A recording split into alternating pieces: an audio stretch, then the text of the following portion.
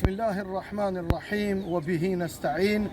Vllazën dhe motra, assalamu alaikum wa rahmatullahi wa barakatuhu.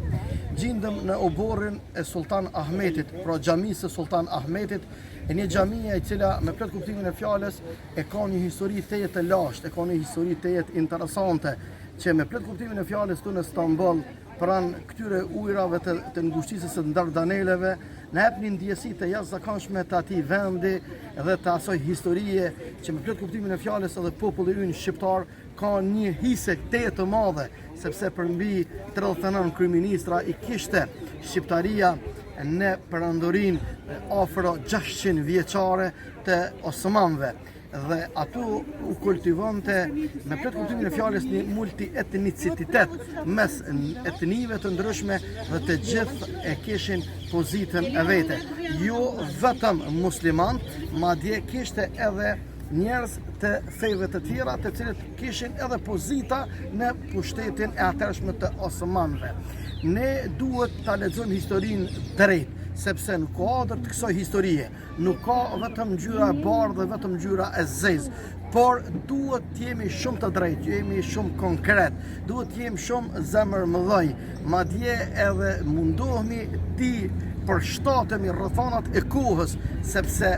kemi mundësi ndoshta të hyjmë në hak atyre personaliteteve që me plot kuptimin e fjalës ai edukim, ai shkollim i 10 qindra aktivistëve të rilindazëve tanë, duke filluar me Ismail Beun e përplot të tjerë, dietare, hoxhallare, hafizllare, njerëz të vullnetit të mirë, cilët dhanë një kontribut të jashtëzakonshëm në këtë drejtim, jam i bindur se ata u edukuan pikërisht në Stambollin legjendar, pikërisht në Stambollin e bukur, pikërisht në Stambollin ku lidh të gjitha qytetrimet, ku në këtë vend të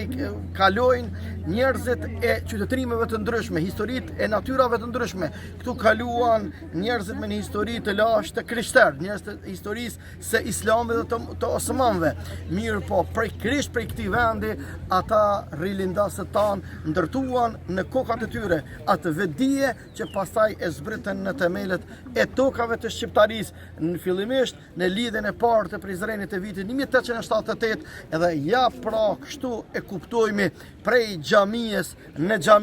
xhaminë e Bajraklis në Prizren vitin 1878, prej xhamiave këtu atje shkuan në xhami dhe e thanë dhe e treguan botës mbar se Islami promovon paqen, dashamirësinë, afërsinë. Ju lutem vëllezër dhe motra, mos bini peng e gjitha këtyre urrejtjeve të cilat shpeshherë janë duke na personifikuar dhe duke na pozicionuar aty ku nuk e kemi vendin. Ne ndihemi keq kur ndodh një dhunë, kur ndodh një masakër, kur ndodh një e keqe e pavarësisht se kujna do që i ndodh, ne nuk ndihemi mirë, ne me të vërtetë ngushëllohemi, por edhe po ngushtohemi. A thuall pse po ngushtohemi? Sepse po bëhet në emër të Allahut, po bëhet në emër të Islamit, po bëhet në emër të Kur'anit dhe të pejgamberit alayhi salatu selam. Mirë po, jam i bindur se kjo nuk ka të bëjë me Islam. Dhuna nuk ka të bëjë me Islam, nuk ka të bëjë me Kur'an.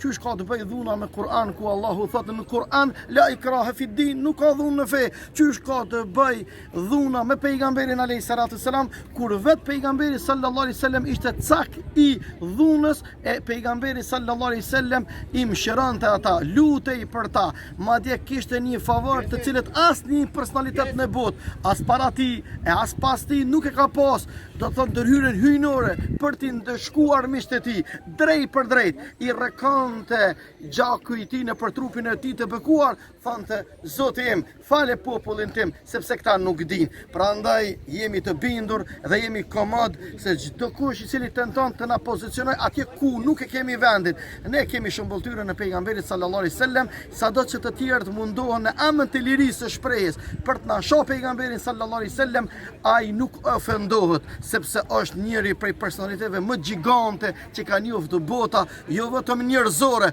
por edhe ajo tjetra e cila na nuk e njohim, por e dimin bas parime dhe citateve kuranore. Allah ju rujt, qofshit faqebardh, bëhuni vetvetja juaj, tregohuni mirësjellshëm, bëni sabër, lutni Allahun për paqen e qëndrueshme dhe për respekt dhe mirëkuptimin dhe dialogun madje edhe ndërfetar, sepse vetëm anë të debatit dhe të dialogut do të fitoj e vërteta, cilën Allahu thot dhalika bi anna Allahu al-haqq wa anna ma yad'unahu min dunihi huwa al-batil. Vërtet Allahu është i vërtet. Me pa fije dyshimi Allahu është i vërtet, kurse të tjerë që adhurojnë tjetër çka përveç Allahut është e kot. Qofshit e bekuar, Zoti ju rujt juve, ju mbroft Allahu prej çdo Covidi, prej çdo smundje ngjitse, prej çdo të keqe, prej çdo borxhi, prej çdo tradhtie, prej çdo liksie, prej çdo të keqe, pavarësisht e dim apo nuk e dim, jemi të bindur se jemi në mbrojtjen e Allahut dhe duke synu kënaqësinë dhe razinë e tij. O sallallahu ala nabiyyina Muhammad wa ala alihi wa sahbihi